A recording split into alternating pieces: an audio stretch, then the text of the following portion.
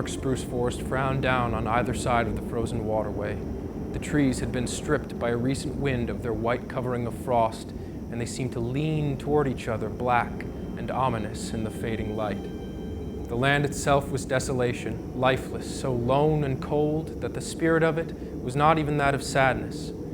There was a laughter in it, but a laughter more terrible than any sadness, a laughter cold as the frost, grim and infallible. It was the masterful and incommunicable wisdom of eternity, laughing at the futility of life and the effort of life. It was the wild, the savage, frozen-hearted Northland wild. But there was life, abroad in the land and defiant. Down the frozen waterway toiled a string of wolfish dogs. Their breath froze in the air as it left their mouths, spouting forth in spumes of vapor that settled upon the hair of their bodies and formed into crystals of frost. Leather traces attached them to sled, which dragged along behind. The sled was without runners. Its full surface rested on the snow. The front end of the sled was turned up like a scroll in order to force down and under the bore of soft snow that surged before it like a wave. On the sled, securely lashed, was a long and narrow oblong box. There were other things on the sled, blankets, an axe, and a coffee pot and frying pan, but prominent, occupying most of the space, was the long and narrow oblong box. In advance of the dogs, on wide snowshoes, toiled a man, and at the rear of the sled toiled a second man. And on the sled, in the box, lay a third man whose toil was over, a man whom the wild had conquered and beaten down until he would never move nor struggle again. It is not the way of the wild to like movement. Life is an offense to it, for life is movement, and the wild always aims to destroy movement. It freezes the water to prevent it running to the sea. It drives the sap out of the trees till they are frozen to their mighty hearts, and most ferociously and terribly of all does the wild harry and crush into submission man who is the most restless of life, ever in revolt against the dictum that all movement must in the end come to the cessation of movement. But at the front and rear, unawed and indomitable, toiled the two men who were not yet dead. Their bodies were covered with fur and soft tanned leather. Eyelashes and cheeks and lips were so coated with crystals from their frozen breath that their faces were not discernible. This gave them the seeming of ghostly masks, undertakers in a spectral world at the funeral of some ghost. But under it all, they were men, penetrating the land of desolation and mockery and silence, punny adventurers bent on colossal adventure, pitting themselves against the might of a world as remote and alien and pulseless as the abyss of space. They traveled on without speech, saving their breath for the work of their bodies. On every side was the silence, pressing upon them with a tangible presence. It crushed them with the weight of unending vastness and unalterable decree. It crushed them into the remotest recesses of their own minds, pressing out of them like juices from the grape all the false ardors and exaltations and undue self-values of the human soul until they perceived themselves finite and small, specks and motes moving with weak cunning and little wisdom amidst the play and interplay of the great blind elements and forces. An hour went by, and a second hour. The pale light of the short, sunless day was beginning to fade, when a faint, far cry rose on the still air. It soared upward with a swift rush till it reached its topmost note, where it persisted, palpitant and tense, and then slowly died away. It might have been a lost soul wailing, had it not been invested with a certain sad fierceness and hunger. The front man turned his head until his eyes met the eyes of the man behind, and then across the narrow oblong box. Each nodded to the other. A second cry arose, piercing the silence with needle-like shrillness. Both men located the sound. It was to the rear, somewhere in the snow expanse they had just traversed. And a third and answering cry arose, also to the rear, and to the left of the second cry. At the fall of darkness, they swung the dogs into a cluster of spruce trees on the edge of the waterway and made a camp. The coffin at the side of the fire served for seat and table. The wolf dogs clustered on the far side of the fire, snarled and bickered among themselves, but evinced no inclination to stray off into the darkness. Seems to me, Henry, they're staying remarkable close to camp. They know where their hides is safe. They sooner eat grub than be grub.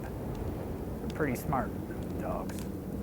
Oh, I don't know. First time I ever heard you say anything about them not being wise.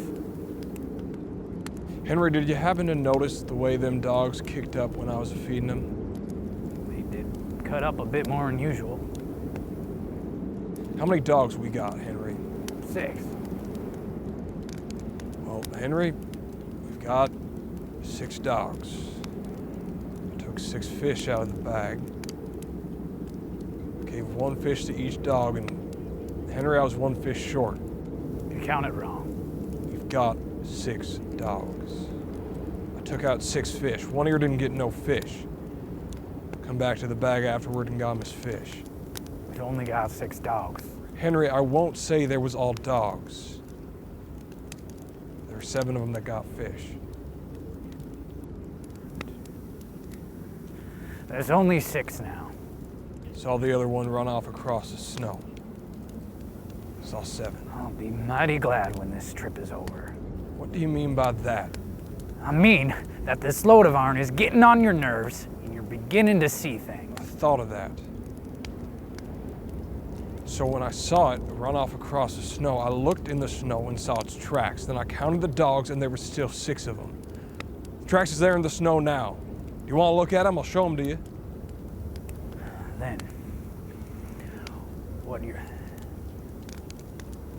Then you're thinking as it was.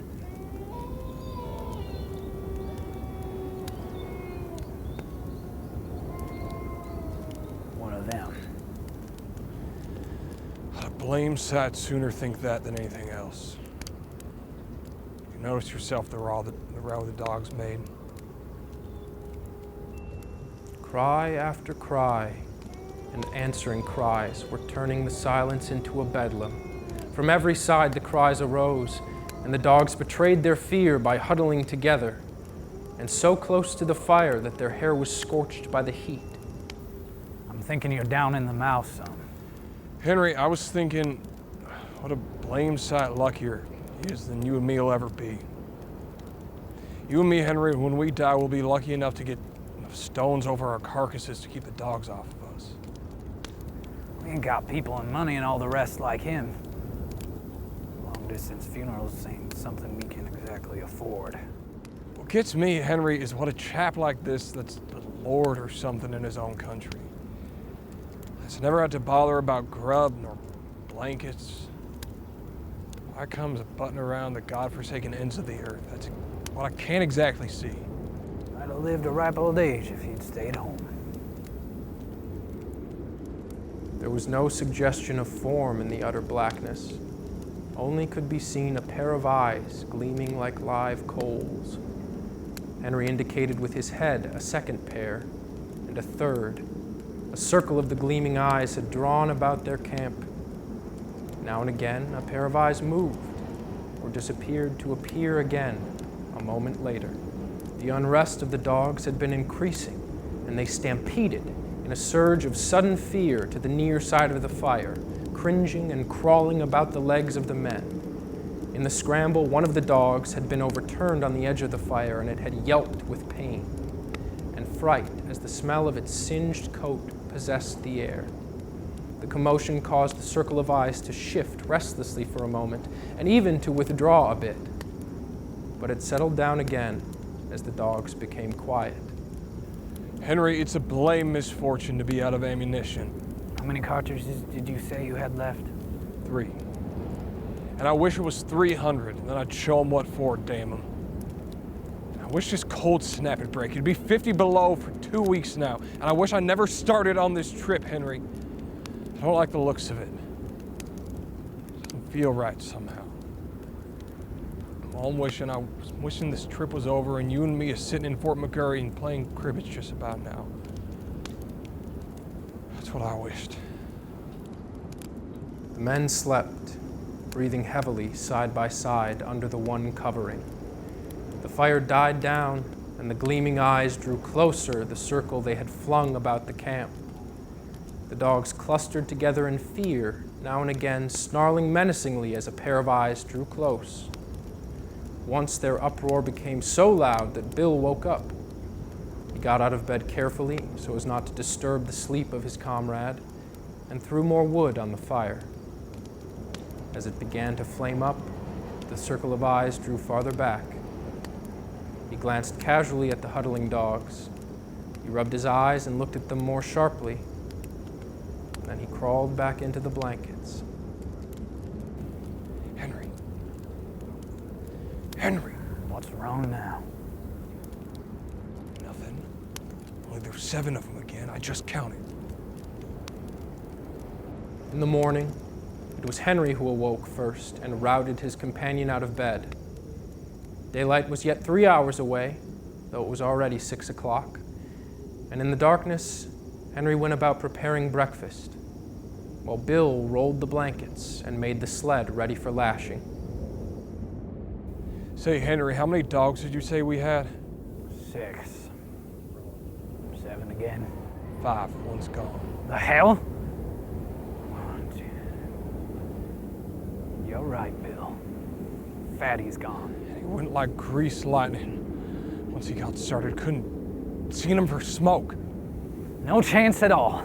They just swallowed him alive. I bet he was yelping as he went down their throats. Damn him! He always was a fool dog. No fool dog ought to be fool enough to go off and commit suicide that way. I bet none of the others would do it. Couldn't chase him from the fire with a club. I always did think there was something wrong with Fatty anyway. And this was the epitaph of a dead dog on the Northland Trail, less scant than the epitaph of many another dog, of many a man.